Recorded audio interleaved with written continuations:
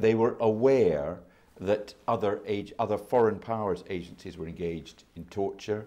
They were engaged in some renditions to places. That means they were involved. Well, they were involved, yes they were, but if and insofar as your question implied that they were torturing people, the report comes to the precise opposite conclusion. They were involved in as much as MI5, MI6 leadership knew about the involvement in both in rendition and in actually being present at some interviews. That's absolutely right. Yes. This is the dilemma that the agencies face, and I don't in any way condone it, and things have changed since then. But 2001, 9/11 occurs.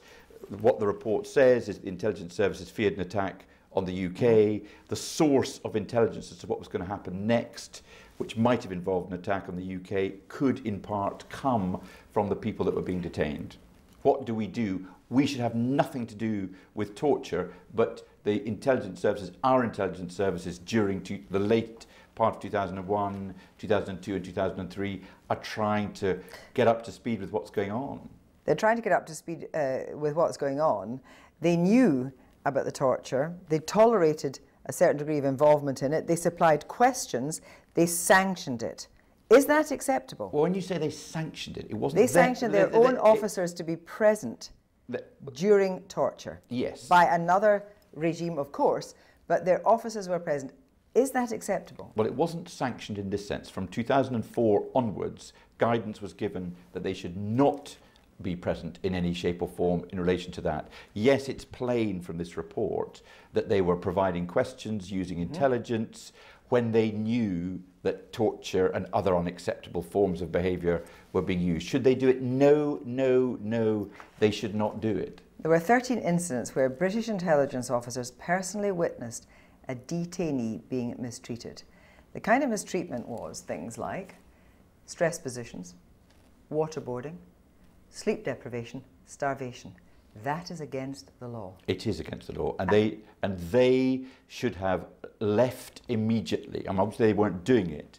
They should have not participated. They should have not supported it in any way at all, and I completely condone it. But this report is not saying that we, as a series of intelligence agencies, widespread condoned it. What happened was we took much too long as a country to work out what our red lines were. There were 22 cases where British officers provided intelligence to enable a rendition operation to take place. They didn't need to leave the room. They knew what they were doing when they supplied the information. They had culpability. They did have culpability, that's absolutely right. If you look at the position pre and post 2004, pre-2004, there's no guidance given, there is no establishment of red lines, and that is very, very regrettable. It's wrong, and the ISC report makes it clear that the British government should have clicked in much more quickly than we did. When you were in Cabinet, had you any knowledge of any officer being present or being in any way involved, supplying questions or anything in order for a detainee to be tortured? No, certainly not. But we were aware of what the Americans were doing because they'd made it public by May 2004. We then took steps to find out the extent to which there was complicity and the extent to which we needed to give guidance. But what would Tony Blair actually have done about this? Because in the 10th of May this year on Newsnight, Lance Price, former advisor to Tony Blair, talking about the rendition of Abdul Hakim Belhaj and then his torture, said that if Tony Blair had known about it, he would have thought it was an acceptable price to pay.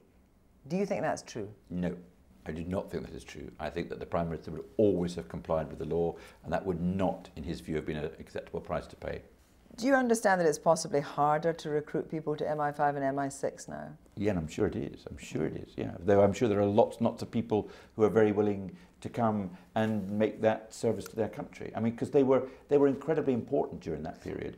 Very, very important. And I don't know, I mean, everybody will remember the shock of 2001. Also, people will remember the reaction, particularly of the American government in relation to it. Also, people will remember the extent to which we believed that we were at risk. And the ISC's report reflects that, but they also, in my view, rightly criticised the government for not as it were, establishing what the ground rules were quickly enough. Do you think there should be criminal proceedings? No, I do not. I think what there should be is the revival of what was the Sir Peter Gibson judicial inquiry that was brought to an end in 2013, because what happened after Sir Peter Gibson's inquiry was brought to an end was it was handed over to the ISC. The ISC are specifically saying in this report that it is an incomplete report because they have not been able to talk to operatives on the ground who knew perhaps much more than anybody else. Charles Falconer, thank you very much.